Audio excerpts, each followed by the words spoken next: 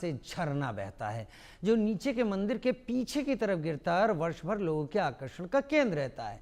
बरसात में भारी बारिश में कई बार ये झरना नीचे मंदिर के ऊपर भी गिरता है, लेकिन आज तक इस मंदिर को कभी कोई नुकसान नहीं पहुंचा। वैसे तो साल भर लोग इस स्थान पर पहुंचते हैं और उनकी सभी मनोकामना पूर्ण होती हैं। मंदिर के सामने पुल से जाने वाली गाड़ियां यहां रुकती हैं और शीश झुकाने के बाद आगे बढ़ती हैं। मानसून में ये मंदिर अपने प्राकृतिक सौंदर्य से सभी को आकर्षित करने में करता है। यहाँ पर काफ़ी भूस्खलन होते हैं, लेकिन कभी मंदिर पर कोई असर नहीं पड़ता और ऊपर से मंदिर पर गिरता पानी इसकी भव्यता भी बढ़ाता है।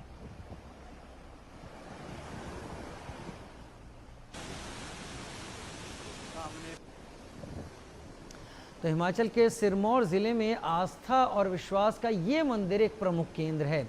बाबा बेडोलिया का मंदिर है इसमें, और यहाँ से ऊपर से जो झरना बहता है वो मंदिर के पीछे से गिरता है और फिर उसके बाद मंदिर को कभी करीब करीब अपने आगोश में ले लेता है। साल भर लोगों के आकर्षण का केंद्र ये होता है, लेकिन मानसून में जब ये हालात हो जाते हैं तो लोग डरते हैं कि कहीं यहाँ पर स्थिति विकट ना हो जाए।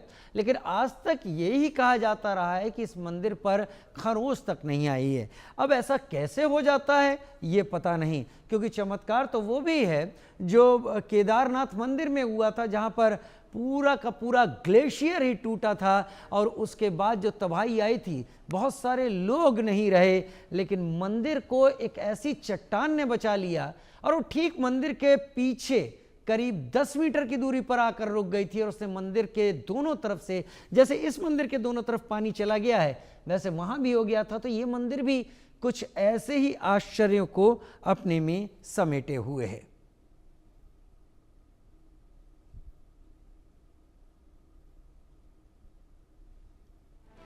सैलाब आया लेकिन मंदिर का कुछ नहीं बिगाड़ पाया। साक्षात महादेव जहाँ पर वास कर चुके हो या जहाँ पर बने हुए हों, वहाँ पर प्राकृतिक जो आपदाएं हैं या प्राकृतिक घटनाएं हैं वो भी अपना रास्ता दूसरी तरफ मोड़ लेती हैं।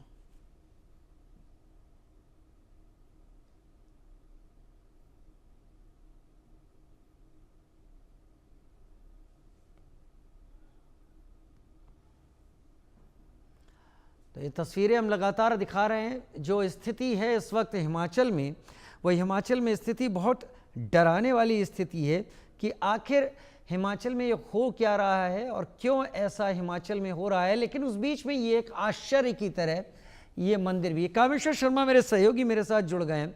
कामेश्वर, लगातार आप हिमाचल में हो रही इन घटनाओं को नज़दीक से कवर कर मेरे ख्याल से अनुराग शर्मा मेरे साथ इस वक्त जुड़े हुए हैं। अनुराग, क्षमा चाहता हूं, आपका चेहरा देखने के बाद मैं समझ गया ये छोटी छोटी चीज़ें हैं जो आपदा की तरह हम पर भी टूटती हैं, तो हम इसका विस्तार नहीं देंगे। आप ये बताइए, आपके पीछे मुझे लग रहा है कि बारिश नहीं हो रही, जो सबसे खूबसूरत बात है।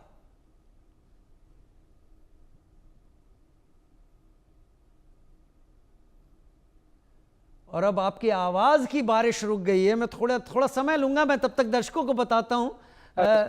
हाँ, आगे चाहूंगा, वो मेरा म्यूट था। सबसे बड़ी बात,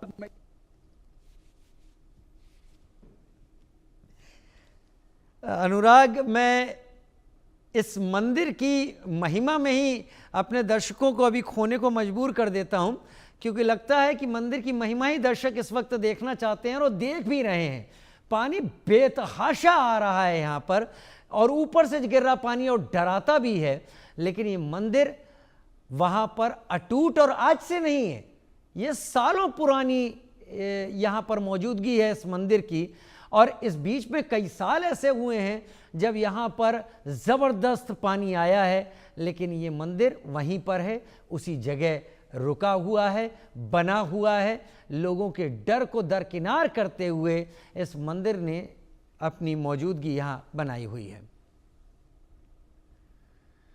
और आगे बढ़ते हैं हिमाचल से ही खबर, जहां पर कुल्लू में भारी बारिश के चलते भूस्खलन हुआ और भूस्खलन की चपेट में एक भवन आ गया। तस्वीरों को गौर से देखिएगा जो हम दिखाएंगे। कुल्लू जिले में भारी बारिश के बाद भूस्खलन की चपेट में भवन आया ही नहीं, ये पूरा का पूरा हिस्सा भूस्खलन की चपेट में था और ऊपर से वो भवन गिरता हुआ भी आपको दिखाई पड़ेगा, तबाह हो गया है। लेकिन उन भवनों को आप देखिए जो नीचे और अगल बगल बने हुए हैं, यहाँ पर जमीन इतनी भुरभुरी हो गई है कि वो इतने बड़े, इतने मंजिलों वाले भवन, गौर से देखें तो 4-4, 5-5 मंजिला भवन ये दिख रहे हैं। इन पहाड़ों में इनकी मौजूदगी क्या, आप देखिए ऊपर से वो भवन गिरना शुरू हो रहा है और वो भवन धीरे धीरे इसी धूल में, इसी गुबार में, इसी मलबे में समा जाता है। ये वाकई सवालों के घेरे में है। शायद एक्सपर्ट ज़रूर इस पर कुछ बात करेंगे जो इन तस्वीरों को देखेंगे कि क्या इन इलाकों में इतने मंजिला भवन बनाने की परमिशन होनी चाहिए या प्रकृति